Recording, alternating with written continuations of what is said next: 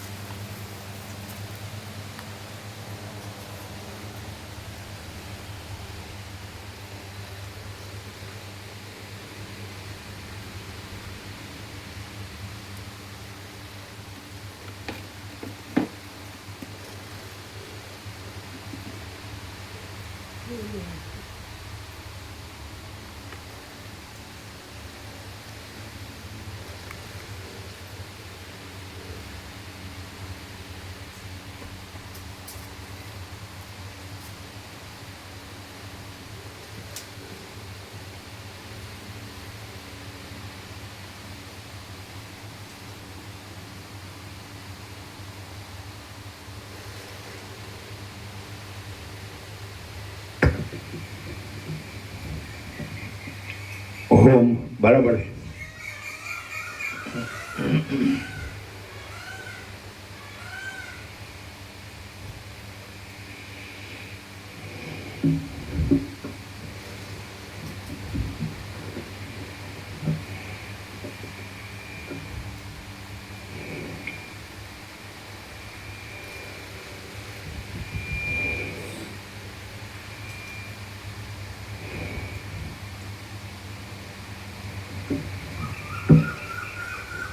परम चिदाकाश,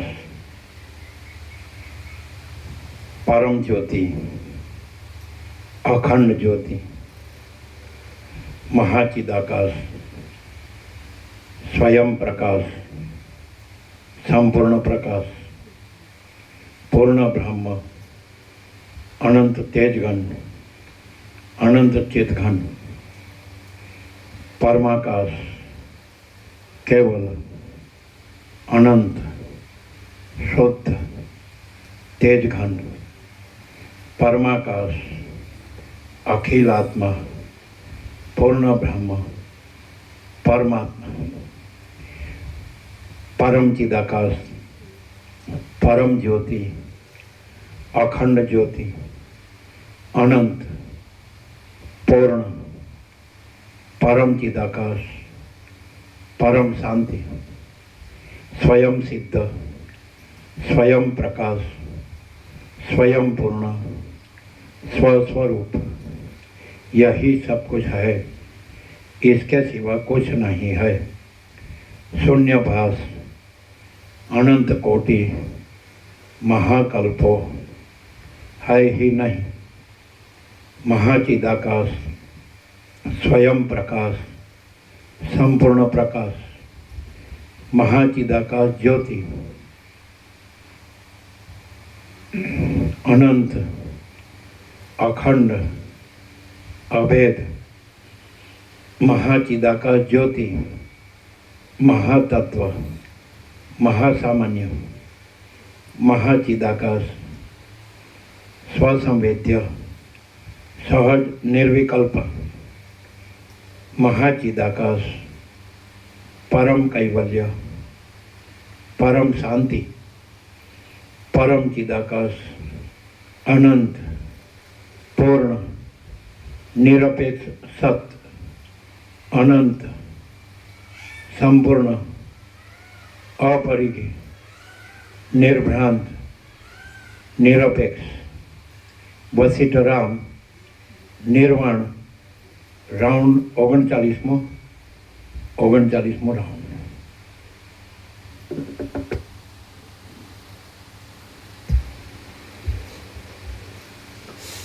આદ્ય પરબ્રહ્મ સદગુરુ દેવ કી જય.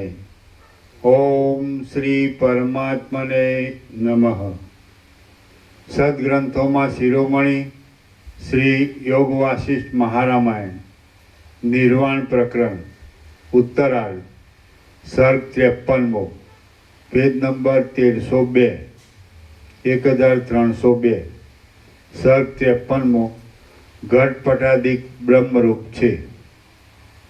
આ 53મા સર્ગમાં પરસ્પર એકબીજામાં ભેદવાળો અને અધ્યારોપ દ્રષ્ટિ વડે દેખાતા સર્વ સંકલ્પમય પદાર્થોનો ત્વમ પ્રત્યય આદિના અર્થરૂપ ભાવ પણ બ્રહ્મ જ છે એ વિશે વર્ણન કરવામાં આવશે. આ 53મા સર્ગમાં પરસ્પર એકબીજામાં ભેદવાળો અને અધ્યારોપ દ્રષ્ટિ વડે દેખાતા સર્વ સંકલ્પમય પદાર્થોનો ત્વમ પ્રત્યય આદિના અર્થરૂપ ભાવ પણ બ્રહ્મ જ છે એ વિશે વર્ણન કરવામાં આવશે. રામ બોલ્યા, હે બ્રહ્મન, સ્મૃતિના વિષયમાં સ્મૃતિ વિષયપણું રહ્યું છે. રામ બોલ્યા, હે બ્રહ્મન, સ્મૃતિના વિષયમાં સ્મૃતિ વિષયપણું રહ્યું છે. કાળમાં કાળપણું રહ્યું છે. આકાશમાં આકાશપણું રહ્યું છે.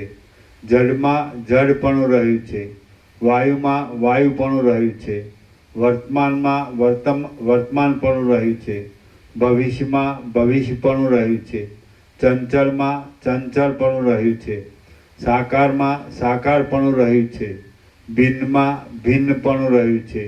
અનંતમાં અનંતપણું રહ્યું છે. દ્રશ્યમાં દ્રશ્યપણું રહ્યું છે અને સૃષ્ટિમાં સૃષ્ટિપણું રહ્યું છે. આમ સર્વ વસ્તુમાં બીજાથી તેનું જુદાપણું બતાવનાર જાતિ આદિ અસાધારણ ભાવ રહેલ છે. આ જે રીતે મારા સમજવામાં આવે તે રીતે ક્રમે કરી આપ મને કહી બતાવો. હે વક્તાઓમાં શ્રેષ્ઠ, મારા જેવા અલ્પ બોધવાળા પુરુષોને ઠેઠ મૂળથી માંડી પ્રતિપાદન કરીને સમજણ પાડી શકાય છે. વશિષ્ઠ બોલ્યા, એ સર્વ અનંત મહાચિદાકાશ રૂપ જ છે અને તે કેવળ ચૈતન્ય સ્વરૂપ કહેવાય છે, તેમાં કશું પણ દ્રશ્ય નથી.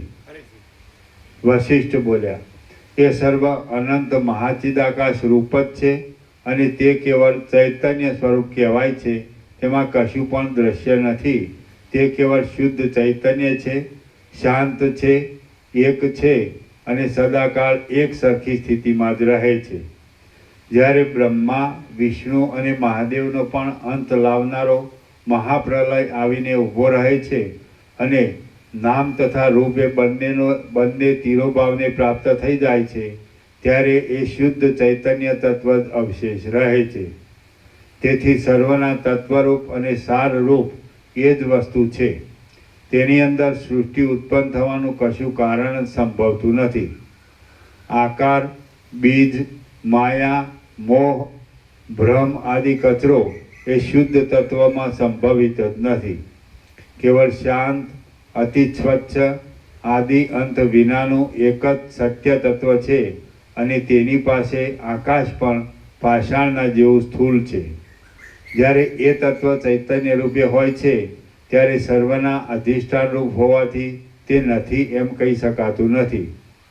જ્યારે તે માયા, મોહ, ભ્રમ, આકાર આદિ મેલ વિનાનું શાંત અને શુદ્ધ હોય છે ત્યારે તે આવી તરહનું છે એમ વર્ણવી શકાતું નથી.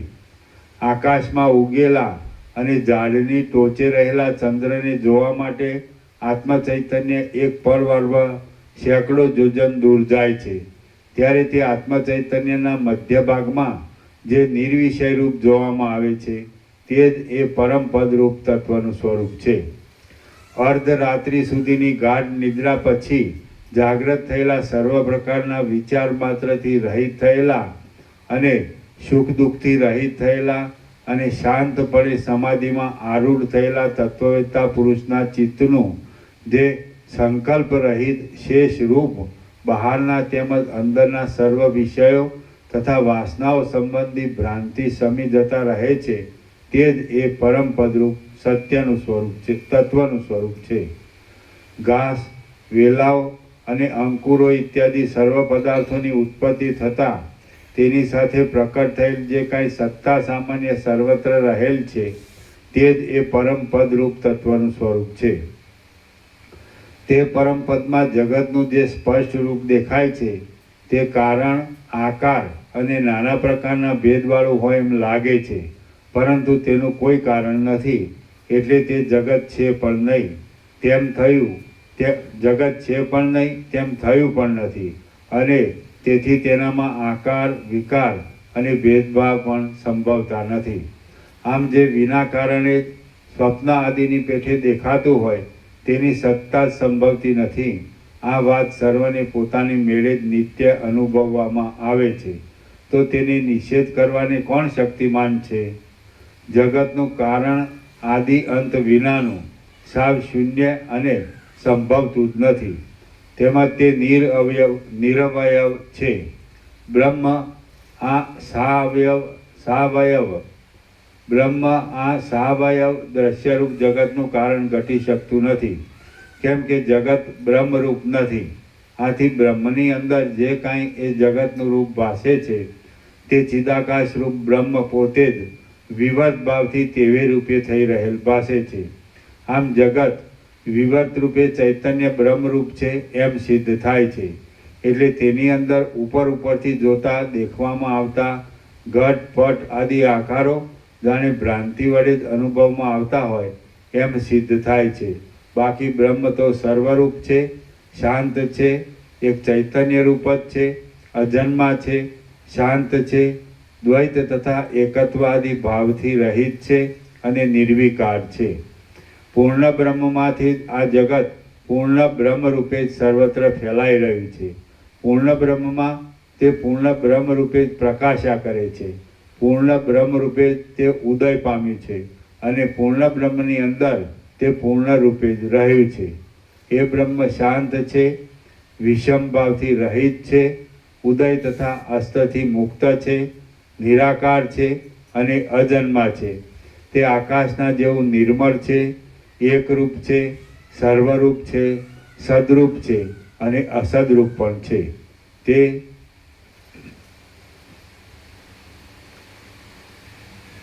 તે નિર્વાણ રૂપ છે, આદિરૂપ છે અને તે જ ઉત્તમ જ્ઞાન રૂપ છે. શ્રી યોગ વાસિષ્ઠ મહારામાયણમાં નિર્વાણ પ્રકરણના ઉત્તરાર્ધનો નિર્વાણ વર્ણન નામનો સર્ગ 53મો સમાપ્ત. સર્ગ 54મો સર્વ પદાર્થો ચૈતન્ય સ્વરૂપ છે. આ 54મા સર્ગમાં સર્વ વસ્તુ પોતાના સ્વભાવની અંદર રહેલ છે અને સ્વભાવ વડે ક્રિયા અને ભેદ થાય છે. એ સ્વભાવ બ્રહ્મરૂપ હોવાથી સર્વ નિર્વિકાર અદ્વૈત ચિન્માત્ર છે એ કહેવાશે. વશિષ્ઠ બોલ્યા, જગતને તત્વદ્રષ્ટિ વડે જોતા તે આકાશના જેવું સ્વચ્છ અને ભેદરૂપી કલંક વિનાનું છે અને બ્રહ્મ પોતે જ ચિદાકાશની અંદર પોતાના સ્વરૂપમાં ઘટત્વ, પટત્વ આદિ ભાવરૂપે પણ થઈ રહેલ છે. એવી રીતે ચિદાકાશ જ ચિદાકાશની અંદર નાના પ્રકારે વિવર્ત રૂપથી ભાસી રહ્યું છે અને જગત શબ્દના તથા ઘટપટ આદિ શબ્દના અર્થરૂપ પણ તે જ છે. વસ્તુતઃ તો એ જન્મ આદિ વિકારથી રહિત છે. તમે, હું અને જગત વગેરે શબ્દોના અર્થરૂપ બ્રહ્મ પોતે જ બ્રહ્મને વિશે શાંત તથા સમતાથી રહેલું ભાસે છે પરંતુ વસ્તુતઃ તો તેમ છે જ નહીં. આ સર્વ જગત સમુદ્ર, પર્વત, મેઘ અને પૃથ્વી આદિ વિકારવાળું દેખાય છે, છતાં તે કાષ્ટના મૌનના જેવું શાંત તથા જન્મ આદિ વિકાર વિનાના બ્રહ્મરૂપે જ રહ્યું છે. એવી રીતે દ્રશ્યનો જે દ્રષ્ટા છે તેને પણ દ્રશ્યના સંબંધથી જુદો પાડી વિવેક વડે વિચારવામાં આવે એટલે તે પોતાના ચૈતન્ય સ્વરૂપમાં જ રહ્યો છે. આમ તે દ્રષ્ટા પણ રહેતો નથી, તેમજ તે કરતા જણાતો હોવા છતાં પણ કર્તવ્યના અભાવને લીધે અને કારણના પણ અભાવને લીધે વસ્તુતઃ અકર્તા જ છે. આ પ્રમાણે સર્વ બાબતમાં સૂક્ષ્મ દ્રષ્ટિથી વિચાર કરીએ તો દ્રષ્ટાપણું પણ નથી, કર્તાપણું પણ નથી, ભોગતાપણું પણ નથી, જડપણું પણ નથી, શૂન્યપણું પણ નથી, પદાર્થોનું અસ્તિત્વ પણ નથી અને સર્વ આકાશરૂપ છે એમ પણ નથી. પરંતુ જન્મ આદિ વિકાર વિનાનું સર્વવ્યાપી, શાંત, અનાદિ, અનંત એક સત્ય તત્વ છે. તે સત્ય તત્વ શિલાના ગર્ભની પેઠે સર્વત્ર ચૈતન્ય રૂપે એક રસ થઈ રહેલું છે. વિધિ તથા નિષેધ એ બંનેનું જે એક જ અધિષ્ઠાન છે તે જ વિવર્ત રૂપે આ સર્વને આકારે ફેલાઈ રહેલું ભાસે છે. જેમ અનેક તરંગોના સમૂહ જળરૂપ છે, તેમ જીવિત, મરણ, સત્ય, અસત્ય, શુભ અને અશુભ એ સર્વ એક ચિદાકાશ રૂપ જ છે અને તે ચિદાકાશ જન્મ આદિ વિકારોથી રહિત છે. એ એક જ તત્વ જીવભાવ રૂપે વિભાગને પામીને દ્રષ્ટાપણાને અને દ્રશ્યપણાને પ્રાપ્ત થઈ જાય છે. આ કલ્પના સ્વપ્નનગર આદિમાં અનુભવમાં આવે છે. આમ પરમ ચિદાકાશની અંદર આ જગત સ્વપ્નનગરની પેઠે ભાસે છે. નિષ્પ્રપંચ એવું બ્રહ્મ જ જીવરૂપે વિભાગને પ્રાપ્ત થતાં આ જગતને આકારે થઈ રહ્યું છે. માટે સર્વને આકારે દેખવામાં આવતું જગત પ્રથમ જેવું નિષ્પ્રપંચ બ્રહ્મરૂપ હતું તેવું જ સદાકાળ છે એમ તમે સમજો. શાખાના ઉપરના પ્રદેશમાં આકાશની અંદર રહેલા ચંદ્રમાને જોવા જતાં આત્મચૈતન્ય જ્યારે ચાક્ષુષ વૃત્તિ દ્વારા ચંદ્ર સુધીના પ્રદેશમાં પહોંચી જાય ત્યારે વચમાં તેનું જે શુદ્ધ નિર્વિષય રૂપ છે તે જ રૂપ અત્યંત શાંત અને નિર્વિકાર એવા ચિદાકાશની અંદર રહેલું છે. જેમ જળ તરંગ આદિ રૂપે થઈ રહે છે, તેમ ચિદાકાશ જ વિવર્ત ભાવથી જગતને રૂપે થઈ રહેલ છે. જે કાંઈ કાર્યરૂપ ઉદય પામતું જાય છે અને કારણ રૂપે થઈ રહેલ છે, તેમજ જે કાર્યરૂપે પ્રકટ થતું નથી અને કારણ રૂપે જ રહેલ છે, તે સર્વ એક પ્રદેશથી બીજા પ્રદેશમાં પ્રકટ થનારા આત્મચૈતન્યના નિર્વિષય રૂપથી ભિન્ન નથી. જેમ ગમે તેટલો પ્રયત્ન કરી શોધ કરો પણ સસલાનું શીંગડું મળે નહીં, તેમ જગતનું કારણ પણ કેમેય મળતું નથી. જે વિના કારણ ભાષા કરે છે તે ભ્રાંતિરૂપ છે, તેથી તે વસ્તુતઃ હોતું જ નથી. ભ્રાંતિ અસત્યરૂપ છે, તેની સત્યતા શી રીતે કહી શકાય? કારણ વિના કયું કાર્ય ઉત્પન્ન થયેલું નજરે આવે છે? દાખલા તરીકે વંધ્યા સ્ત્રીનો અપુત્ર પતિ સ્વપ્નમાં પોતાના ઉત્તમ પુત્રને દેખે તે એક ભ્રમ જ છે અને તે સાવ મિથ્યા જ છે. તે જ પ્રમાણે કારણ વિના જે કાંઈ સર્વ પ્રપંચ રૂપે દેખાય છે તે દ્રષ્ટા ચૈતન્ય પોતે જ ભાસે છે. સૂર્યને રૂપે તે જ સર્વને રૂપે તે જ સંકલ્પનગર, ગંધર્વનગર આદિની પેઠે વિવર્ત ભાવનાથી તેવે રૂપે થઈ રહેલ દેખાય છે. આત્મચૈતન્ય ક્ષણ માત્રમાં ચાક્ષુષ વૃત્તિ દ્વારા એક પ્રદેશમાંથી બીજા પ્રદેશમાં પહોંચે છે ત્યારે વચમાં તેનું જે નિર્વિષય રૂપ છે તે જ ચૈતન્ય તત્વનું વાસ્તવ સ્વરૂપ છે. તે પોતાના સ્વરૂપને છોડતું નથી અને સર્વ પદાર્થોને આકારે વિવર્ત રૂપથી શોભી રહે છે. ચૈતન્ય સ્વરૂપ આત્મા વસ્તુતઃ આકાશથી પણ સૂક્ષ્મ છે અને તે જ વિવર્ત રૂપે પદાર્થોને આકારે દેખાય છે. આ બાબતમાં સ્વપ્નમાં દેખાતો મનથી કલ્પેલો પર્વત જ દ્રષ્ટાંત રૂપ છે. રામ બોલ્યા, હે મહારાજ, જેમ વડના બીજની અંદર ભાવિનું મહાન વટવૃક્ષ રહેલું જ છે, તેમ પરમ સૂક્ષ્મ પરબ્રહ્મની અંદર સૃષ્ટિ શા માટે રહી નથી? વશિષ્ઠ બોલ્યા, જ્યાં બીજ હોય ત્યાં જ શાખા પોતાના રૂપને વિસ્તારે છે અને સહકારી કારણોનો પૃથ્વી જળ આદિનો સંયોગ થતાં તે ઉત્પન્ન થાય છે. જ્યારે સર્વ પ્રાણી માત્રનો અને પંચ મહાભૂત આદિનો પ્રલય થઈ જાય છે ત્યારે જેનાથી જગત ઉત્પન્ન થાય એવું આકારવાળું બીજ શું હોય અને તેનું સહકારી કારણ પણ શું હોય? પરબ્રહ્મ તો શાંત નિરઅવયવ છે, તેમાં વળી આકારની કલ્પના કેવી હોય? એ બ્રહ્મમાં એક પરમાણુપણાનો યોગ પણ સંભવતો નથી, તો પછી તેમાં બીજ ભાવ તો ક્યાંથી જ રહી શકે? આમ કારણરૂપ બીજ સત્ય અસત્યપણું સિદ્ધ કરવામાં એક હેતુરૂપ કહેવાય છે, પણ તેનો તો અસંભવ છે. તો જગતની સત્તા કેમ હોય? શા વડે હોય? શા કારણ માટે હોય? શામાં રહી શકે અને વળી કેવી હોય? હવે પરમ સૂક્ષ્મ પરબ્રહ્મની અંદર જ આ સ્થૂળ આકારવાળું જગત રહ્યું છે એ વાત પણ ઘટતી નથી. કેમ કે એક સરસવના કળની અંદર મેરુ રહેલો છે એવી કલ્પના કોઈ એક અજ્ઞાનીની જ હોય છે. જો બીજ હોય તો જ કાર્યકારણ ભાવની કલ્પના સંભવે છે, પણ જગતનું નિરાકારપણું સ્વીકારવામાં આવે તો પછી તેનું શું બીજ હોય? અને જન્યજનક ભાવનો કૌંસમાં કાર્યકારણ ભાવનો ક્રમ પણ પછી ક્યાં રહે? માટે જે પરમ તત્વ છે તે જ વિવર્ત રૂપે જગતને આકારે થઈ રહેલું છે.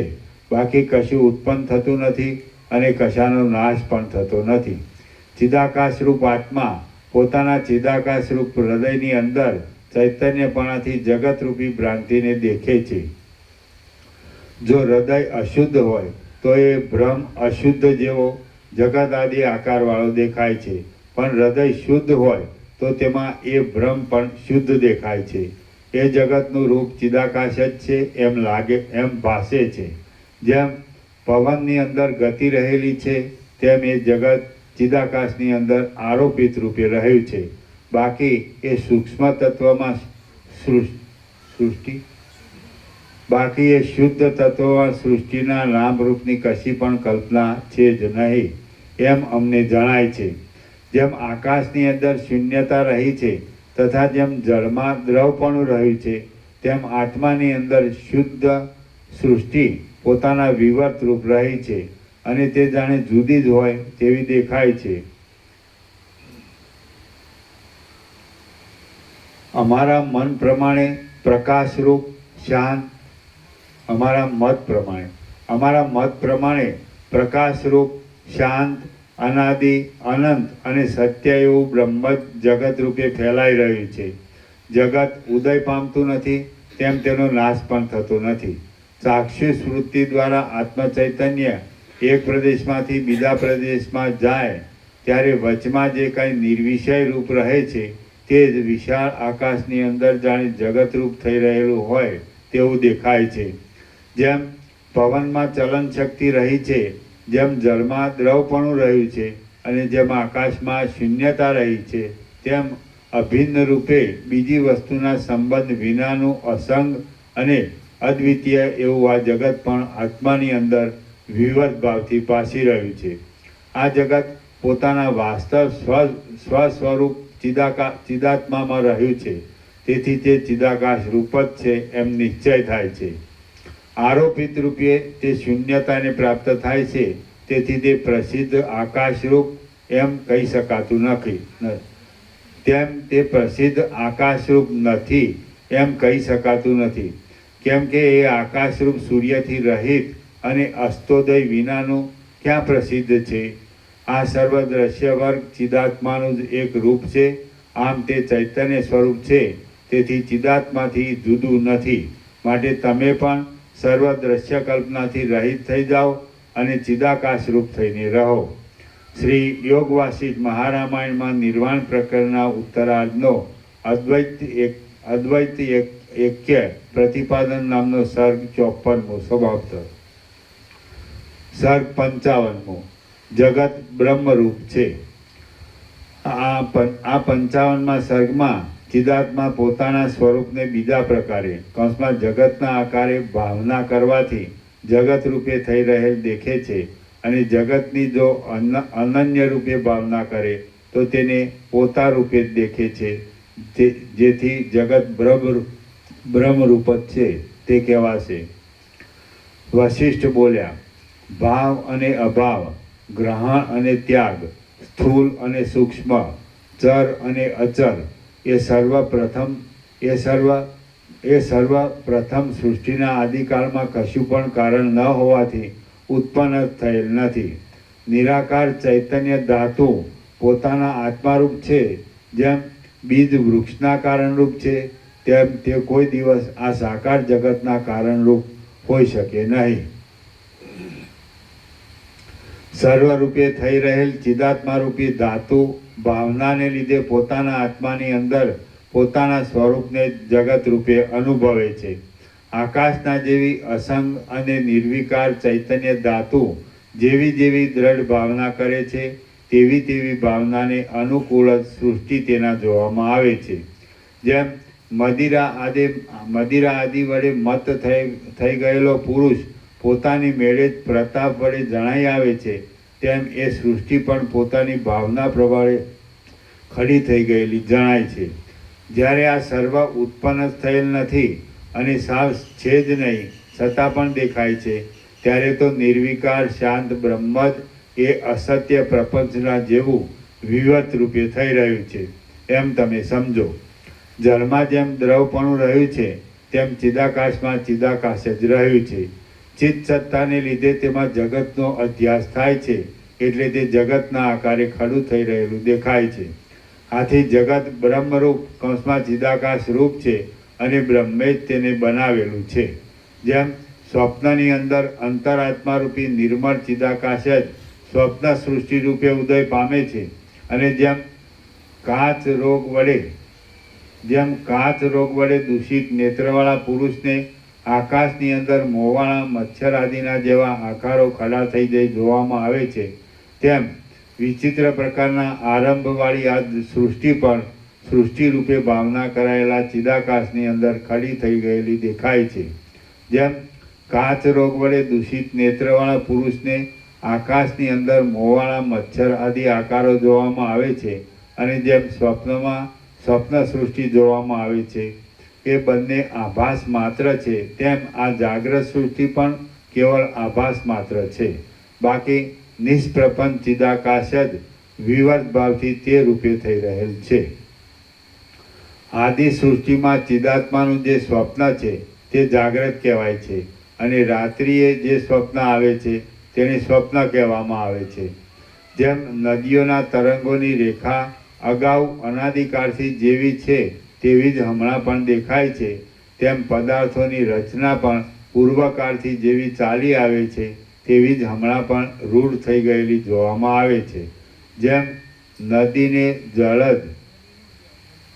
નદીનું જળજ તરંગોની શોભાની રચના રૂપે થઈ રહે છે, તેમ ચિદાકાશમાં ચૈતન્યરૂપ બીજની સત્તા જ અંદર સૃષ્ટિ ભાવને પ્રાપ્ત થઈ રહેલ છે. જો મરી ગયેલા જીવનો અત્યંત નાશ થતો હોય તો તે નિદ્રાના જેવું એક મહાસુખ છે. જો કદાચિત મરી ગયા પછી દુષ્કર્મ સંબંધી નરક આદિ ફળ ભોગવવાનો ભય રહેતો હોય તો એ ભય તો આ લોકમાં અને પરલોકમાં બંનેમાં સરખી રીતે જ રહેલો છે. માટે મરણ અને જન્મ એ બંને સર્વને સરખું સુખ આપનાર છે અને તે બધા બ્રહ્મ સત્તા વડે જ સત્તાવાળા હોવાથી બ્રહ્મમય છે. આથી ભલે જન્મ થાઓ કે ભલે મરણ થાઓ તેમાં કશી ચિંતા નથી, કેમ કે બંનેની સૂક્ષ્મ રૂપે સ્થિતિ થવારૂપી સત્તા સ્વાભાવિક બ્રહ્મ મુખમય જ છે, બ્રહ્મ સુખમય જ છે. આવા વિચારો વડે જે પુરુષનું ચિત્ત અંદર શાંત થયું હોય છે તે જ શીતળતાવાળો કહેવાય છે. સર્વ દ્રશ્યનો અભાવ થતાં ચૈતન્ય સત્તાની જે સ્થિતિ અવશેષ રહે છે તે સ્થિતિમાં મહાશય પુરુષો એકરૂપતાથી રહેલા હોય છે, માટે તે મુક્ત કહેવામાં આવે છે. જ્ઞાન વડે સર્વ દ્રશ્યનો અત્યંત અભાવ જણાયા પછી પરબ્રહ્મની સત્તા વડે સૃષ્ટિ અધિષ્ઠાન રૂપે ભલે સત્ય હો અથવા આરોપિત રૂપે ભલે અસત્ય હોય પરંતુ એ દ્રશ્યનું જ્ઞાન દ્રશ્ય ભાવથી રહિત થઈ ગયા પછી માત્ર નિર્વિષય ચૈતન્ય રૂપે જ ઉદય પામે છે. જે તત્વ દ્રશ્યરૂપ પણ નથી, દ્રશ્યની અપેક્ષાવાળા દ્રષ્ટારૂપ પણ નથી, તેમજ પોતે ચૈતન્ય હોવાથી જળ વર્ગની પેઠે જે પરપ્રકાશ્ય પણ નથી, એવા નિત્ય તત્વની સાથે વિવેકી તત્વજ્ઞ પુરુષો એકતા પામેલા હોય છે અને વ્યવહારમાં પણ તેમની સ્થિતિ શાંત તથા નિર્વિકાર જ હોય છે.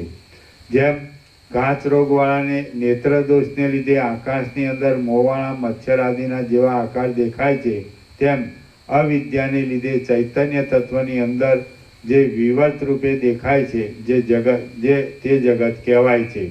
બાકી અતિ સ્વચ્છ પરમ ચિદાકાશની અંદર બંધ મોક્ષની દ્રષ્ટિ હોય જ ક્યાંથી? આ જગત ચિદાકાશનું એક સ્ફુરણ માત્ર છે અને તે કેવળ સંકલ્પ રૂપે ખડું થઈ રહેલું છે. તેથી વસ્તુતઃ તે ચૈતન્ય છે, કોઈ દિવસ તે પૃથ્વી વગેરે રૂપ થયું જ નથી. એ તત્વની અંદર દેશ પણ નથી, કાળ પણ નથી, દ્રવ્ય પણ નથી, ક્રિયા પણ નથી અને આકાશ પણ નથી.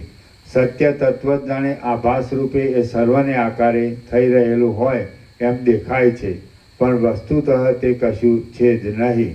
જે તત્વ શૂન્ય નથી, અશૂન્ય પણ નથી, આકાશથી પણ અતિ સ્વચ્છ છે, સાકાર ભાસતા છતાં નિરાકાર છે, અસત્યરૂપ જણાતા છતાં અતિ પ્રકાશરૂપ છે, પરમાર્થરૂપ છે અને અતિ શુદ્ધ એક ચૈતન્ય રૂપ જ છે. તે જ સ્વપ્નનગરની પેઠે આ જગતના આકારે વિવર્ત ભાવથી ભાસે છે. ચિદાકાશની અંદર આરોપિત રૂપે જોવામાં આવતું જગત ઉપર જણાવેલી રીત પ્રમાણે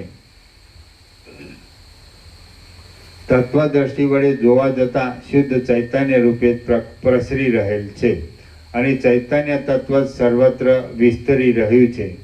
જેમ આકાશમાં શૂન્યપણું છે અને સમુદ્રમાં દ્રવપણું છે, તેમ આ જગત એ તત્વની અંદર અભિન્ન સત્તાથી રહેલું છે. બાકી ખરી રીતે તે નાના પ્રકારના ભેદોવાળું નથી. શ્રી યોગ વાસિષ્ઠ મહારામાયણમાં નિર્વાણ પ્રકરણના ઉત્તરાર્ધનો જગત પરમાર્થમયત્વ વર્ણન નામનો સર્ગ 55મો સમાપ્ત. સર્ગ 56મો સર્વ ચિદ્રૂપ છે તે દ્રઢ કરવાને પાષાણનું આખ્યાન. આ 56મા સર્ગમાં સર્વ ચૈતન્ય સ્વરૂપ છે એવો નિશ્ચય થતાં સર્વત્ર બધું ચૈતન્ય જણાય છે. આ વાતનું કારણ દ્રઢ કરવા માટે પાષાણ આખ્યાન વિશે વર્ણન કરવામાં આવશે. વશિષ્ઠ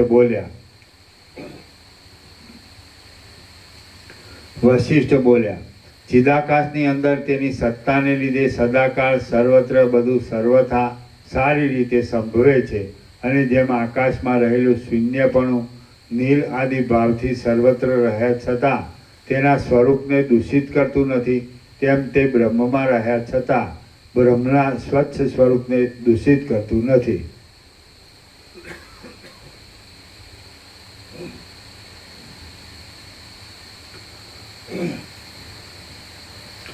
જ્યાં જ્યાં ચૈતન્ય સત્તા છે ત્યાં ત્યાં સૃષ્ટિની શોભા ખડી થઈ જાય છે.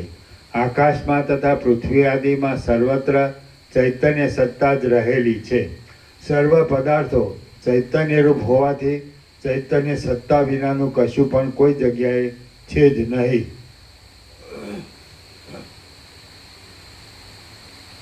સર્વ પદાર્થો ચૈતન્યરૂપ હોવાથી ચૈતન્ય સત્તા વિનાનું કશું પણ કોઈ જગ્યાએ છે જ નહીં.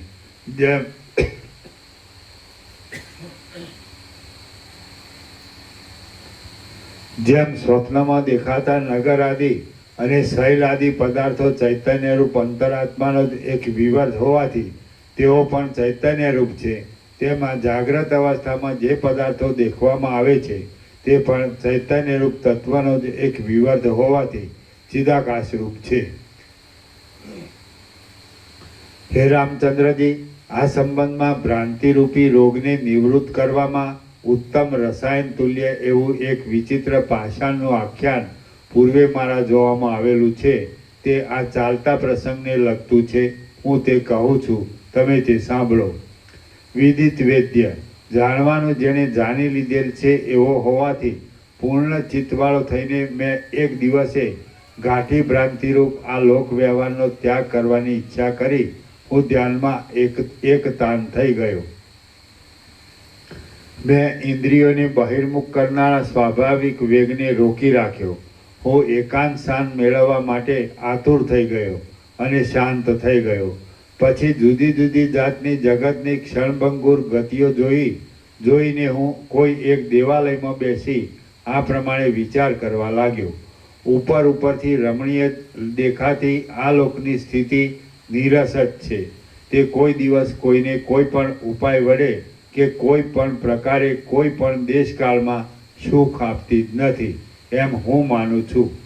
દ્રષ્ટાને કૌંસમાં જીવને અનેક ઇષ્ટ અનિષ્ટ ફળ આપનારી આ દ્રશ્ય સંબંધી દ્રષ્ટિઓ તીવ્ર વેગથી ઉત્પન્ન થતા ખેદને લીધે મારા ચિત્તની અંદર ઉદ્વેગ ઉત્પન્ન કરે છે. આ સર્વ જે કાંઈ જોવામાં આવે છે અને જે જાણવામાં આવે છે તે શું છે અને હું પોતે પણ કોણ છું, એ સર્વ શાંત અને જન્મ આદિ વિકારથી રહિત પરમાકાશ છે. ચૈતન્ય માત્ર છે અને વિવર્ત વિનાનું છે. આથી સર્વ મોટા સિદ્ધ લોકો, દેવતાઓ અને દૈત્યો ઇત્યાદિ પણ જેમાં ઘણે કષ્ટે જઈ શકે તેવા ઉત્તમ સ્થળમાં હું અહીંથી જઈશ. ત્યાં અંતર્ધાન આદિ ઉપાયોથી હું મારી પોતાની મેળે મારા દેહને છુપાવી રાખીશ. આમ સર્વ પ્રાણીઓથી અદ્રશ્ય રહી હું નિર્વિકલ્પ સમાધિમાં સ્થિતિ રાખીશ. બાહ્ય પદાર્થો સંબંધી કશો પણ સંકલ્પ ચિત્તમાં ન સ્ફુરવા દેતા હું સર્વત્ર સમાન રૂપે રહેલા નિર્વિકાર શાંત પરમપદમાં સ્થિર થઈ રહીશ. તો જે અત્યંત શૂન્ય હોય અને શબ્દ આદિ 5 બાહ્ય વિષયો અનુભવમાં જ આવે નહીં એવો કયો પ્રદેશ હશે? જંગલો, જળાશયો, મેઘો અને સિંહ વાગ્ર આદિ પ્રાણીઓના સમૂહો જે વિક્ષેપ કરવામાં હેતુરૂપ એવા શબ્દો વડે કોલાહલવાળા છે, તેમનાથી વ્યાકુળ થયેલા અને ક્ષોભને પામેલા પર્વતો બીજાઓના ચિત્તને પણ ક્ષોભ ઉત્પન્ન કરે છે. આથી મને તેઓ શત્રુના જેવા પ્રતિકૂળ જ લાગે છે. નાના પ્રકારના પર્વતોની અંદરના પ્રદેશો ભીલ આદિ લોક વડે વીંટાયેલા છે અને તેઓ બધા વિષયરૂપી સર્પો વડે દૂષિત છે. આથી તેઓ મને ઝેર જેવા લાગે છે.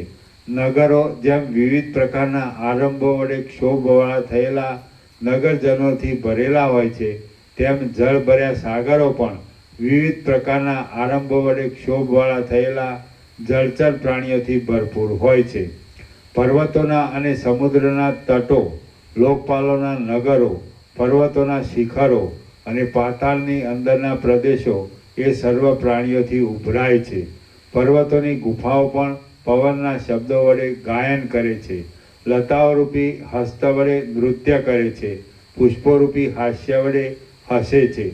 અને તેના અંદરના પ્રદેશો સિંહ, સર્પ આદિ અંદર ભરાઈ રહેલા હોવાથી ગહનતાવાળા છે. મૌન ધારણ કરી રહેલા માછલાઓનો અને સ્નાન કરવા આવેલા ઋષિઓનો સ્પર્શ થવાથી જેમાં કમળનાળો કંપી રહી છે અને તેથી જેના કમળો ચંચળ થયા છે તે મોટા મોટા તળાવો પણ જળની ઘુમરડીઓથી ગાજી રહ્યા છે. આથી તેઓ પણ મને વિરસ જ લાગે છે. પવનનો સ્પર્શ થતાં ઊંચે ઉડેલા ઘાસ અને રજરૂપી પતાકાને ધારણ કરી રહેલી ઝરણાવાળી પૃથ્વી પણ પવનના સુસવાટા વડે શબ્દવાળી છે. તેથી ત્યાં પણ વિક્ષેપ નિવારણ થઈ શકે તેવું નથી. આમ અવશેષ રહેલું આકાશ જ ચારે બાજુ શૂન્યતાવાળું છે, તો તેના કોઈ છેટેના ખૂણામાં ઉત્તમ યોગની યુક્તિનો આશ્રય કરી હું સ્થિર રહું.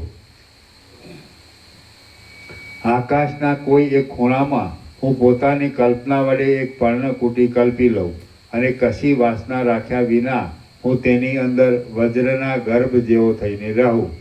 આવો વિચાર કરી હું જ્યાં તલવારના જેવા નિર્મળ આકાશમાં ગયો, ત્યાં એ આકાશનો અંદરનો ભાગ પણ મને હજારો વિક્ષેપના હેતુઓ વડે વ્યાપ્ત જણાયો.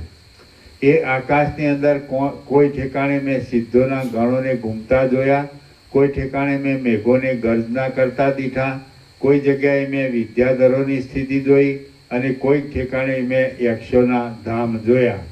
કોઈક ઠેકાણે ભમતા ગંધર્વ યક્ષ આદિના ઉત્તમ નગરો મારા જોવામાં આવ્યા. કોઈક જગ્યાએ દેવદાનવ આદિનું યુદ્ધ મારા જોવામાં આવ્યું. કોઈક ઠેકાણે મેં વરસતા મેઘો દીઠા અને કોઈક ઠેકાણે ભયંકર આચરણવાળી યોનિઓ મારા જોવામાં આવી. કોઈક ઠેકાણે મેં પાસે રહેલા દૈત્યોના પૂરો સાથેના ગંધર્વોવાળા દેવનગરોને ઉડતા જોયા. કોઈક ઠેકાણે ભ્રમણ કરતા ગ્રહગણો મારા જોવામાં આવ્યા અને કોઈક ઠેકાણે મેં તારાઓને દીઠા. આકાશની અંદર કોઈક જગ્યાએ પક્ષીઓનો સમૂહ મારા જોવામાં આવ્યો. કોઈ એક જગ્યામાં કોપ પામેલા મહાપ્રચંડ પવનને મેં જોયું. કોઈ એક ઠેકાણે બીજા અનેક ઉત્પાતો મારા જોવામાં આવ્યા અને કોઈ એક જગ્યાએ મેઘાદિના મંડળોની શોભા મેં દીઠી. કોઈક ઠેકાણે પૂર્વે કોઈ દિવસ ન દીઠેલા એવા અપૂર્વ આકારવાળા પિશાચોના સમૂહો મારા જોવામાં આવ્યા. કોઈક સ્થળે અનેક નગરોના સમૂહો મેં દીઠા. કોઈક ઠેકાણે એ આકાશને મેં સૂર્યનારાયણના રથથી ઘેરાયેલું દીઠું અને કોઈક ઠેકાણે મેં બીજા ચંદ્ર આદિ ગ્રહોના રથોનો સંચાર પણ જોયો. કોઈક ઠેકાણે મેં સૂર્યનારાયણના દાહથી પ્રાણીઓનું મરણ થાય એવું જોયું. તો કોઈક ઠેકાણે મેં ચંદ્રમાની અત્યંત શીતળતા જોઈ. એ આકાશની અંદરના કોઈ એક ભાગને મેં ભૂત પ્રેત આદિ ક્ષુદ્ર પ્રાણીઓ વડે મહાભયંકર દીઠું. એનો કોઈક પ્રદેશ તો અગ્નિની ઉષ્ણતા વડે મને દુર્ગમ જણાયો. એ આકાશની અંદર કોઈક જગ્યાએ મેં વેતાલોને ખડા થઈ રહેલા દીઠા. કોઈ એક જગ્યાએ મેં ગરુડ પક્ષીનો સંચાર જોયો. કોઈક ઠેકાણે પ્રલય કરનારો પ્રચંડ વરસાદ મારા દીઠામાં આવ્યો અને કોઈ એક જગ્યાએ તો મેં પ્રલયકારી પ્રચંડ પવનને જોયો. પછી પ્રાણીઓના સમૂહવાળા એ આકાશના પ્રદેશોને છોડી હું બહુ જ છેટે ચાલ્યો ગયો અને અત્યંત વિસ્તરેલા એક શૂન્ય તથા એકાંત પ્રદેશમાં પહોંચ્યો. તે પ્રદેશમાં પવન અતિશય મંદ હતો અને સ્વપ્નમાં પણ તેમાં કોઈ પ્રાણી જોવામાં આવે એમ નહોતું. તે શુભાશુભ ચિહ્નોથી રહિત હતો. સંસારીઓ માટે તે અગમ્ય છે એમ તમે સમજી લો. પછી ત્યાં ખુલ્લા દ્વારવાળી ઘાટી ભીંતો વડે મજબૂત કમળોની કળીઓ વડે સુશોભિત ગણ નામના જીવડાઓએ ફોલી ખાવાથી છિદ્રવાળા થયેલા પૂર્ણ ચંદ્રબિંબના અંદરના ભાગના જેવી રમણીય અતિ સુગંધી કમળો, ડોલરના પુષ્પો અને મંદારના પુષ્પોની શોભા વડે તથા કળીઓ વડે મનોહર લાગતી એક કોટડી મેં સત્ય સંકલ્પ વડે રચી લીધી. તેને વિશે મેં ચિત્ત વડે પ્રાણી માત્રથી અગમ્યપણું કલ્પી લીધું. પછી સર્વ પ્રાણીઓ વડે અગમ્ય એવા તે પ્રદેશમાં હું નિર્વિકલ્પ સમાધિમાં સ્થિર થઈ રહ્યો. ત્યારે મેં પદ્માસન વાળ્યું હતું, ચિત્ત શાંત રાખ્યું હતું, પરમ મૌન ધારણ કર્યું હતું અને સેંકડો વર્ષ પછી સમાધિમાંથી ઉઠીશ એવો નિર્ણય કર્યો હતો. વળી હું કેમ જાણે આકાશમાંથી જ રચાયો હો તેવો આકાશની પેઠે સ્વસ્થ અને નિર્વિકાર થઈ રહ્યો હતો. સર્વ બાબતમાં સમાન રહ્યો હતો અને કેમ જાણે નિદ્રારૂપ મુદ્રાને પ્રાપ્ત થઈ ગયો હતો. હે શાંતિમાન રામચંદ્રજી, ચિત્ત ઘણા લાંબા કાળ સુધી જે વિષયનું અનુસંધાન રાખે છે તે ક્ષણવારમાં તેના જોવામાં આવે છે. પછી ઘણે લાંબે કાળે સેંકડો વર્ષને અંતે જ્યારે મારું ચિત્ત આશાની પેઠે અને પવનની પેઠે ફેલાયું ત્યારે કોઈ એક કાળે જાગૃત થવામાં નિમિત્તરૂપ એવું કર્મ મારા હૃદયરૂપી ક્ષેત્રની અંદર વિકાસને પ્રાપ્ત થઈ જઈ ચારે બાજુ હૃદય દેશમાં ફેલાઈ ગયું. એટલે જેમ શિશિર ઋતુમાં ક્ષીણ ગાત્ર થઈ ગયેલા વૃક્ષનો રસ ચૈત્ર માસમાં પાછો સતેજ થઈ જાય છે, તેમ મારો જીવ પણ સતેજ થઈ ગયો અને તેની સ્ફૂર્તિ પણ સચેત થઈ ગઈ. એ સમાધિમાં મારા સેંકડો વર્ષો એક પલકારાની પેઠે વીતી ગયા. કેમ કે એકાગ્ર ચિત્તવાળા પુરુષને કાળની ઘણી લાંબી ગતિ પણ અતિ ટૂંકી લાગે છે. જેમ પલ્લવાદીને પુષ્ટિ મળવામાં હેતુરૂપ અને હર્ષના નિમિત્તરૂપ એવો વસંત ઋતુમાં પેદા થયેલો વૃક્ષનો અંદરનો રસ પુષ્પરૂપે વિકાસને પ્રાપ્ત થાય છે, તેમ મારો જ્ઞાનેન્દ્રિયનો ક્રમ પણ પછી બહાર જઈ વિકાસને ફેલાવાને પ્રાપ્ત થવા લાગ્યો. હવે 5 પ્રાણવાયુઓ અને ઇન્દ્રિયો વડે યુક્ત થઈ રહેલા તથા જીવ ચૈતન્યનો આવિર્ભાવ થવાથી સ્ફૂર્તિમાન થઈ રહેલા દેહને હું સુષુમ્ના દ્વારા બ્રહ્મરંધ્રમાંથી પ્રાપ્ત થયો છું એમ જાણવામાં આવતા ઈચ્છારૂપી પિશાચીએ આલિંગન કરાયેલો અહંકારરૂપી પિશાચ કોણ જાણે ક્યાંથી મારી પાસે આવીને ખડો થઈ ગયો. જાણે ઊંચા વૃક્ષોને પણ નમાવી દેનારો પવન કોઈ ઉગ્ર શાલ્મલી આદિ વૃક્ષને પ્રાપ્ત થયો. શ્રી યોગ વાસિષ્ઠ મહારામાયણમાં નિર્વાણ પ્રકરણના ઉત્તરાર્ધનો પાષાણ આખ્યાન નામનો સર્ગ 56મો સમાપ્ત. સર્ગ 57મો વિવેકી તથા અવિવેકીના અહંકારનું વર્ણન. આ 57મા સર્ગમાં વિવેકી અને અવિવેકી પુરુષના અહંકારનો ભેદ બતાવવા માટે જેની દ્રષ્ટિમાં જ્ઞાન વડે દ્રશ્ય બાધિત થઈ ગયેલું હોય એવા તત્વવેત્તા પુરુષનું ચૈતન્યપણું બતાવવામાં આવશે. રામ બોલ્યા, હે મુનિ, તમને જ્ઞાન સંપન્નને પણ અહંકારરૂપી પિશાચ કેમ બાદ કરે છે? વશિષ્ઠ બોલ્યા, જ્ઞાનવાન અને અજ્ઞાની એ બંનેના દેહની સ્થિતિ અહંભાવ વિના ઘટતી જ નથી. કેમ કે લોકની અંદર આધેય વસ્તુ નિરાધાર રહી શકતી નથી. કેમ કે આ લોકની અંદર આધેય વસ્તુ નિરાધાર રહી શકતી નથી, પરંતુ પરમાત્મામાં શાંત ચિત્તવાળા થયેલા તત્વવેતા પુરુષમાં જે કાંઈ વિશેષતા છે તે તમે સાંભળો. તે સાંભળવા માત્રથી તમારો અહંકાર રૂપી પિશાચ શાંત પડી જશે. આ અહંભાવ રૂપી પિશાચ છે જ નહીં, છતાં આ અજ્ઞાન રૂપી બાળકે તેને પોતાની અંદર કલ્પી લીધો છે અને અજ્ઞાનને લીધે તે સ્થિર થઈ રહ્યો છે. જેમ કોઈ વિચારશીલ પુરુષ હાથમાં દીવો લઈને અંધારાના સ્વરૂપને શોધવા બેસે તો તેને તે દેખાતું જ નથી, તેમ વિવેકી પુરુષ તત્વદ્રષ્ટિ વડે અજ્ઞાનના સ્વરૂપને શોધવા બેસે છે તો તેને દેખાતું જ નથી. આ લોકમાં અજ્ઞાનરૂપી પિશાચના સ્વરૂપ વિશે જેમ જેમ વિચાર કરવામાં આવે છે અને જેમ જેમ તત્વદ્રષ્ટિ વડે તેનું અવલોકન કરવામાં આવે છે તેમ તેમ તે પ્રલયને પ્રાપ્ત થઈ જાય છે. જેમ દેહ વિનાની મિથ્યા કોઈ એક યક્ષિણી બુદ્ધિની ભ્રાંતિને લીધે રાત્રિએ ખડી થઈ જાય છે, તેમ કેવળ બુદ્ધિની એક ભ્રાંતિરૂપ જ અજ્ઞાન પણ અવિદ્યાને લીધે નિત્ય પ્રકટ થાય છે. જો બીજો ચંદ્રમાં હોય તો જ તેની અંદર બીજું મૃગ લાંછન હોવાનું સંભવે છે. તેમ જો અવિદ્યા હોય તો જ તે સૃષ્ટિ સંભવે છે. બીજી કોઈ રીતે તે કોઈ કાળે સંભવતી નથી. આ સૃષ્ટિ અજ્ઞાની પુરુષોને વિદ્યમાન રૂપે જોવામાં આવે છે, પણ પ્રથમ તે ઉત્પન્ન જ થઈ નથી, એટલે તે વિદ્યમાન જ નથી. આકાશના વૃક્ષની પેઠે તે કારણના અભાવને લીધે પૂર્વે થઈ જ નથી. પરમ શુદ્ધ ચિદાકાશની અંદર નિર્વિકાર એવી આદ્ય સૃષ્ટિમાં જ પૃથ્વી આદિને ઉત્પન્ન થવાનું શું કારણ હોય? પરબ્રહ્મ મન વડે અને સર્વ ઇન્દ્રિયો વડે અગમ્ય છે તથા નિરાકાર છે, તો મન અને ઇન્દ્રિયો વડે ગ્રાહ્ય એવી આ સાકાર સૃષ્ટિનું કારણ તે કેમ થઈ શકે?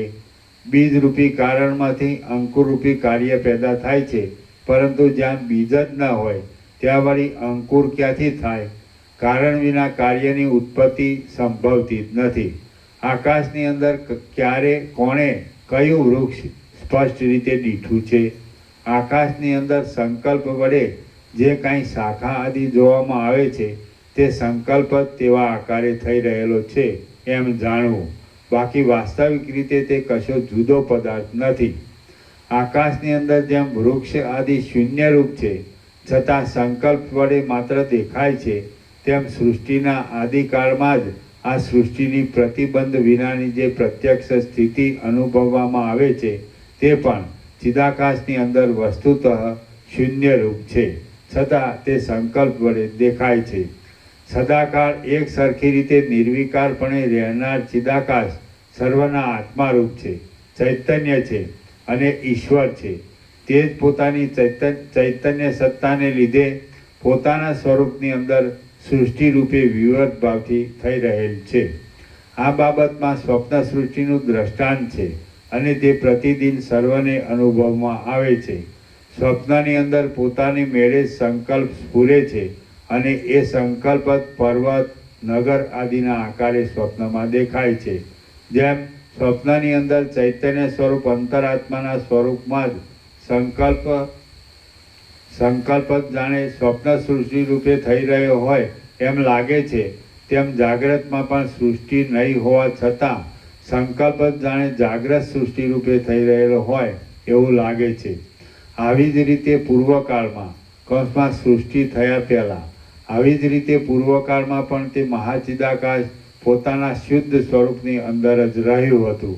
સૃષ્ટિની પહેલાં દ્રષ્ટા, દ્રશ્ય, દર્શન આદિથી રહિત, જન્મ આદિ વિકાર વિનાનું, અક્ષય, અનાદિ અને અનંત જે એક શુદ્ધ પરમ તત્વ હતું તે જ અમારા મત પ્રમાણે પોતે વિકાર ન પામતા છતાં વિવર્ત ભાવથી સૃષ્ટિ રૂપે થઈ રહેલું છે. વસ્તુતઃ અહીં સૃષ્ટિ થયેલી જ નથી, તેમ ભૂગોળ, ખગોળ આદિ કશું પણ છે નહીં. શાંત નિરાલંબ બ્રહ્મ જ પોતાના સ્વરૂપની અંદર વિવર્ત ભાવથી સર્વરૂપે થઈ રહ્યું છે. એ સર્વશક્તિમાન પરબ્રહ્મ દ્રઢ સંકલ્પ વડે જેવું જેવું પોતાનું રૂપ પ્રસારવા ધારે છે તેવા તેવા રૂપે તે પોતાના શુદ્ધ વાસ્તવ સ્વરૂપને છોડ્યા વિના થઈ જાય છે.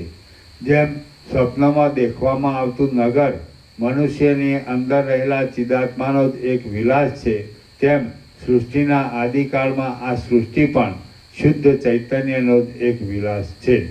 ચિદાકાશ પોતાના પરમ આકાશરૂપ શુદ્ધ ચૈતન્યમય સ્વરૂપમાં જ રહેલું છે અને તે જ પોતાની તેવી ભાવનાને લીધે પોતાના સ્વરૂપમાંથી ભ્રષ્ટ થયા વિના જ વિવર્ત ભાવથી સૃષ્ટિના આકારે ભાસે છે. ભાવનાનો વિષય, ભાવના કરનાર અને ભાવના એ ત્રિપુટીની સ્થિતિ પણ સ્વચ્છ ચિદાકાશ રૂપ જ છે. તે ચિદાકાશ જ પોતાના સ્વરૂપની અંદર એ સર્વના રૂપે થઈ રહેલું છે. જ્યારે આ પ્રમાણે દ્રઢ નિશ્ચય થાય ત્યારે પછી સૃષ્ટિ પણ ક્યાં રહી, અવિદ્યા પણ ક્યાં રહી અને અજ્ઞાન પણ ક્યાં રહ્યું. જ્યારે સર્વ શાંત એક રસમય બ્રહ્મરૂપ જ છે ત્યારે વળી અહંકાર આદિ પણ ક્યાં રહ્યા. આ અહંકારની શાંતિનો ઉપાય મેં તમને કઈ બતાવ્યો. જેમ પિશાચનું સ્વરૂપ જાણવામાં આવે છે એટલે તે મિથ્યા જણાયાથી સમી જાય છે, તેમ અહંકારનું પણ સ્વરૂપ જાણવામાં આવે એટલે તે મિથ્યા જણાયાથી સમી જાય છે. ઉપર પ્રમાણે પૂર્ણ રીતે અહંકારનું સ્વરૂપ મારા જાણવામાં આવી ગયું છે એટલે પછી ભલે મારો અહંકાર આભાસ રૂપે વિદ્યમાન રહ્યો હોય તો પણ તે શરદ ઋતુના વાદળાની પેટે નિષ્ફળ જ છે. જેમ ચિત્રમાં આલેખેલા અગ્નિના દાહનું સ્વરૂપ જાણવામાં આવે છે એટલે તે દાહ્ય બાળવાની વસ્તુઓમાં નિષ્ફળ જણાય છે, તેમ અહંકાર સૃષ્ટિ આદિનું સ્વરૂપ જાણવામાં આવે છે એટલે નિષ્ફળ બને છે. હું સમાધિકાળમાં અહંકારના ત્યાગમાં અને વ્યવહારકાળમાં અહંકારના સ્વીકારમાં સમાનપણે જ રહું છું. એટલે જેમ આકાશ, મેઘાડંબર, પવન, તડકો ઇત્યાદિ વડે ભલે વ્યાપ્ત હોય કે વ્યાપ્ત ન હોય તો પણ તેની સ્થિતિ એક સરખી જ અવિકૃત રહે છે, તેમ સૃષ્ટિ ભલે હો અથવા ન હો તો પણ મારી સ્થિતિ પણ સમાન જ રહે છે. અહંકાર મારો નથી, હું અહંકારનો નથી. તેથી આ સર્વ એક રસરૂપ થઈ રહેલા ચિદાકાશ રૂપ જ છે એમ તમે સમજો. જેવી રીતે મારો આવો નિશ્ચય છે તેવી જ રીતે બીજા જ્ઞાની પુરુષોનો પણ એ જ નિશ્ચય છે. જેમ ચિત્રમાં આલેખેલા અગ્નિમાં અગ્નિપણું, તેના દાહકતા આદિ ધર્મો હોતું નથી, તેમ પોતાના આત્મ સ્વરૂપમાં સૃષ્ટિ, અહંકાર આદિની ભ્રાંતિ હોતી નથી. હું પણ નથી, કોઈ બીજા પણ નથી અને આ સર્વ પણ નથી. આવો નિશ્ચય રાખીને તમે પ્રાકૃત વ્યવહાર કરતા રહો અને શિલાના જેવું મૌન ધારણ કરી રહો. તમે ઘણા કાળ સુધી મનન આદિ વડે સર્વ ભાવોનો નિષેધ કરો અને આકાશના અંદરના ભાગના જેવા શુદ્ધ સ્વરૂપવાળા થઈને શિલાના જેવા નિરવકાશ થઈ રહો. હમણાં અને સૃષ્ટિ થયા પહેલાં સર્વ ચૈતન્યમય છે અને દ્રશ્ય છે જ નહીં એમ તત્વજ્ઞાન વડે જાણવામાં આવે છે. એટલે સર્વ પરમ મંગળ પરમાત્મા રૂપ જ સિદ્ધ થાય છે. શ્રી યોગ વાસિષ્ઠ મહારામાયણમાં નિર્વાણ પ્રકરણના ઉત્તરાર્ધનો વિવેકી તથા અવિવેકીના અહંકારનું વર્ણન નામનો સર્ગ 57મો સમાપ્ત. સર્ગ 58મો સૃષ્ટિ છે અને નથી. આ 58મા સર્ગમાં સર્વ ઠેકાણે સદાકાળ સૃષ્ટિની શોભા રહેલી છે અને નથી પણ રહેલી. આ વાતનો આધાર અધિકાર ઉપર રહેલો છે. આ સંબંધમાં પાષાણ આખ્યાનનું વિવેચન કરવામાં આવશે. રામ બોલ્યા, હે મહારાજ, અહો, આપે મને ફરીવાર પણ વિસ્તારવાળી, ઉદાર, નિર્મળ, વિશાળ, અચળ અને મોક્ષદાયીની જ્ઞાન દ્રષ્ટિ બતાવી છે. સર્વ ઠેકાણે સર્વથા સદરૂપે રહેલ છે અને સર્વત્ર સદાકાળ સર્વ સદરૂપે છે. આ વિષય અનુભવ વડે વિચારી જોતા સત્ય લાગે છે અને સર્વ પરબ્રહ્મ સાથે એક રસ રૂપે જ રહેલ છે એમ જણાય છે. પરંતુ હે મહારાજ, મારા મનમાં એક સંશય રહી જાય છે, તેનું આપ નિવારણ કરો. આપે જે મને પાષાણ આખ્યાન વિશે કહ્યું તે શું? વશિષ્ઠ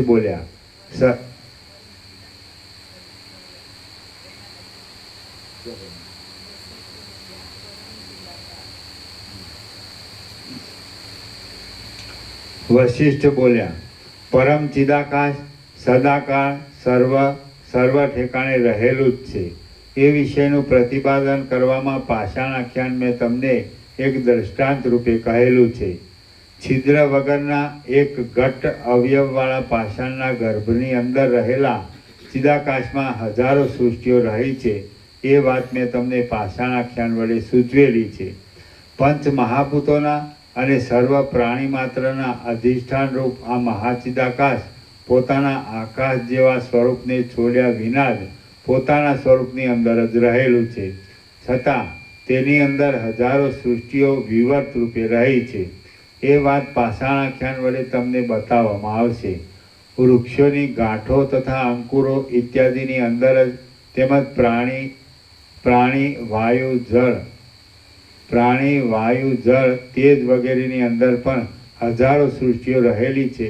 એ વાત આ કથા પાષાણ આખ્યાન વડે બતાવવાનો હેતુ છે. રામ બોલ્યા, હે મહારાજ, જો આપ કહો છો કે ભીંત આદિની અંદર રહેલા ચિદાકાશમાં સૃષ્ટિના સમૂહો રહેલા છે, તો પછી શુદ્ધ ચિદાકાશમાં જ એ સર્વ રહેલ છે એમ શા માટે નથી કહેતા? વશિષ્ઠ બોલ્યા, હે રામચંદ્રજી, તમે જે કહો છો તે પણ પક્ષ મુખ્ય છે અને એ સર્વ મેં તમને પ્રથમ જ કહેલ છે. જે કાંઈ આ સૃષ્ટિ જોવામાં આવે છે તે ચિદાકાશ રૂપ છે અને તે ચિદાકાશની અંદર પોતાના સ્વરૂપમાં વિવર્ત રૂપે રહેલ છે. જે કાંઈ આ દ્રશ્ય રૂપે ભાસે છે તે પ્રથમ ઉત્પન્ન થયેલ નથી અને હમણાં પણ વિદ્યમાન નથી. બાકી જે દ્રશ્યની પ્રતીતિ થાય છે તે બ્રહ્મ જ પોતાના શુદ્ધ સ્વરૂપની અંદર વિવર્ત ભાવથી તેવે રૂપે થઈ રહેલ છે. આરોપ દ્રષ્ટિ વડે જોતા તો એક અણુ માત્ર પૃથ્વી પણ સૃષ્ટિ વડે ખીચોખીચ ભરેલી ન હોય એમ નથી. અપવાદ દ્રષ્ટિ વડે જોતા તો કોઈ ઠેકાણે સૃષ્ટિ વિદ્યમાન જ નથી અને જે કાંઈ સૃષ્ટિ રૂપે પ્રતીતિમાં આવે છે તે ચિદાકાશ રૂપ જ છે. જળ માટે પણ ઉપર પ્રમાણે સમજી લેવાનું છે. આરોપ દ્રષ્ટિ વડે જોતા તેજનો એક અણુ જેટલો ભાગ પણ એવો નથી કે જે સૃષ્ટિ વડે ખીચોખીચ ભરેલો ન હોય. અપવાદ દ્રષ્ટિએ જોતા તો એ સૃષ્ટિ કોઈ જગ્યાએ છે જ નહીં અને એ તેજ પણ ચિદાકાશ રૂપ જ છે. આરોપ દ્રષ્ટિથી જોતા વાયુના એક અણુ જેટલો ભાગ પણ સૃષ્ટિ વડે ખીચોખીચ ભરેલો ન હોય એવો નથી. અપવાદ દ્રષ્ટિ વડે જોતા તો એ સૃષ્ટિ કોઈ જગ્યાએ છે જ નહીં અને એ વાયુ પણ ચિદાકાશ રૂપ જ છે. આરોપ દ્રષ્ટિથી જોતા એક અણુ માત્ર પણ આકાશ એવું નથી કે જે સૃષ્ટિ વડે ખીચોખીચ ભરેલું ન હોય. અપવાદ દ્રષ્ટિથી જોતા તો કોઈ જગ્યાએ એ સૃષ્ટિ છે જ નહીં અને એ આકાશ પણ ચિદાકાશ રૂપ જ છે. આરોપ દ્રષ્ટિથી જોતા પંચ મહાભૂતોમાં પણ એકે એવું નથી કે જે સૃષ્ટિ વડે સંપૂર્ણ રીતે ભરેલું ન હોય. બાકી અપવાદ દ્રષ્ટિથી જોતા તો સૃષ્ટિ પણ કોઈ જગ્યાએ છે જ નહીં અને એ પંચ મહાભૂતો પણ ચિદાકાશ રૂપ જ છે. આરોપ દ્રષ્ટિથી જોતા પર્વતોનો એક અણુ માત્ર અંશ પણ એવો નથી કે જે સૃષ્ટિ વડે ખીચોખીચ ભરેલો ન હોય. બાકી અપવાદ દ્રષ્ટિથી જોતા સૃષ્ટિ કોઈ જગ્યાએ થયેલી જ નથી અને ચિદાકાશ જ એ સર્વરૂપ છે. આરોપ દ્રષ્ટિથી જોતા હિરણ્યગર્ભનો એક અણુ માત્ર પણ અંશ એવો નથી કે જે સૃષ્ટિ વડે પરિપૂર્ણ રીતે ભરપૂર ન હોય. બાકી અપવાદ દ્રષ્ટિ વડે જોતા એ સૃષ્ટિ છે જ નહીં અને હિરણ્યગર્ભ પણ ચિદાકાશ રૂપ જ છે. સૃષ્ટિની અંદર રહેલો લોકોમાં અને પ્રાણીઓના સમૂહોમાં એક અણુ માત્ર પણ અંશ એવો નથી કે જે સદાકાળ બ્રહ્મરૂપ ન હોય. આથી બ્રહ્મ અને સૃષ્ટિ એ બંનેનો ભેદ કેવળ કહેવા માત્ર જ છે. સૃષ્ટિ જ પરબ્રહ્મરૂપ છે અને પરબ્રહ્મ જ સૃષ્ટિરૂપ છે. જેમ અગ્નિની અને સૂર્યની ઉષ્ણતામાં કશો ભેદ નથી તેમ એ બંને સૃષ્ટિ બ્રહ્મમાં વસ્તુતઃ કશો ભેદ નથી. અમુક સૃષ્ટિ છે અને અમુક બ્રહ્મ છે એવી કલ્પના અત્યંત અનિર્વચનીય પરબ્રહ્મની અંદર આરોપિત રૂપે પ્રતીતિમાં આવે છે. બાકી તત્વદ્રષ્ટિ વડે જોતા તો એ સર્વ શબ્દ રચના કુહાડા વડે કપાતા લાકડાની અંદર પેદા થતા શબ્દના જેવી નિરર્થક છે. જ્યાં દ્વિત્વ એકત્વ આદિ વિકલ્પનો લેશ માત્ર પણ સંભવ નથી ત્યાં સૃષ્ટિ બ્રહ્મ આદિ શબ્દો અને તેના અર્થો શી રીતે સંભવે, કોને સંભવે અને તેનું સ્વરૂપ વળી કેવું હોય. જ્ઞાનવાન વિવેકી પુરુષ ભલે વ્યવહારમાં રહેલો હોય તો પણ તેની દ્રષ્ટિમાં શાંત, એક, અનંત, અનાદિ, સ્વચ્છ, નિર્વિકાર, નિસંકલ્પ અને શિલાના જેવું એક રસરૂપ બ્રહ્મ જ આ સર્વરૂપ થઈ રહેલ છે. જ્ઞાનવાન વિવેકી પુરુષ ભલે વ્યવહારમાં રહેલો હોય તો પણ તેની દ્રષ્ટિમાં શાંત, એક, અનંત, અનાદિ, સ્વચ્છ, નિર્વિકાર, નિસંકલ્પ અને શિલાના જેવું એક રસરૂપ બ્રહ્મ જ આ સર્વરૂપ થઈ રહેલ છે. હે પ્રિય રામચંદ્રજી, જેમ મનુષ્યના હૃદયમાં સ્વપ્નની અંદર દેખાતો વ્યવહારોનો સમૂહ જાગ્યા પછી પણ સ્મૃતિ રૂપે આભાસ માત્ર જોવામાં આવે છે તેમ આ સર્વ દ્રશ્ય તમે, હું, પર્વતોના સમૂહો અને દેવદાનવો વગેરે જગત પણ આભાસ માત્ર જોવામાં આવે છે. બાકી તે બધું ઉપાધિ માત્રથી રહિત શુદ્ધ ચિદાકાશ રૂપ જ છે એમ તમે સમજો અને જ્ઞાન દ્રષ્ટિ વડે અવલોકન કરો. શ્રી યોગ વાસિષ્ઠ મહારામાયણમાં નિર્વાણ પ્રકરણના ઉત્તરાર્ધનો બ્રહ્મત્વ પ્રતિપાદન નામનો સર્ગ 58મો સમાપ્ત. ઓમ ઓમ ઓમ. પ્રસાદ આપી દો. પ્રસાદ આપી દો.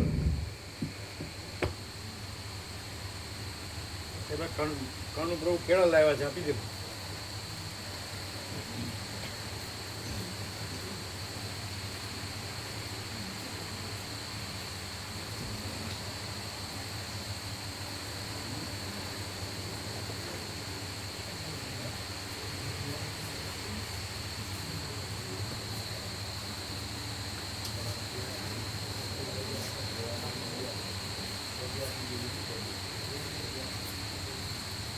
હે મામા પ્રભુ, પપૈયા કડક હોય તો કાલે કાપજો. પપૈયા લાવ્યા છે, કડક હોય તો રહેવા દેજો. કેળા આપી દો.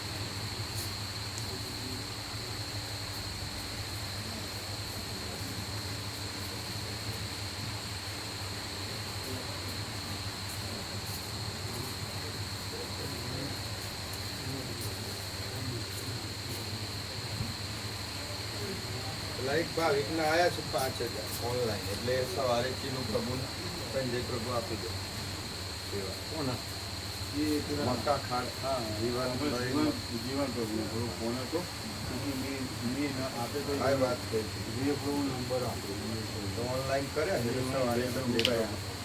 જીવન પ્રભુ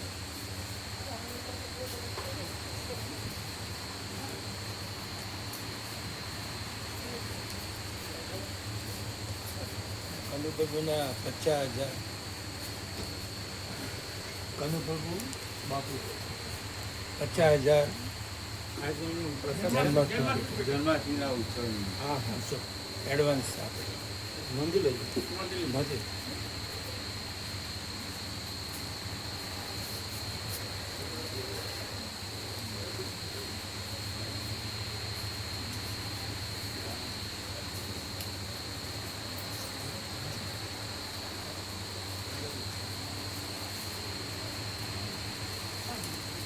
તમારે એક મિનિટ ક્યાં ગયા જયંતિ બાબુ? એ જયંતિ બાબુ. હા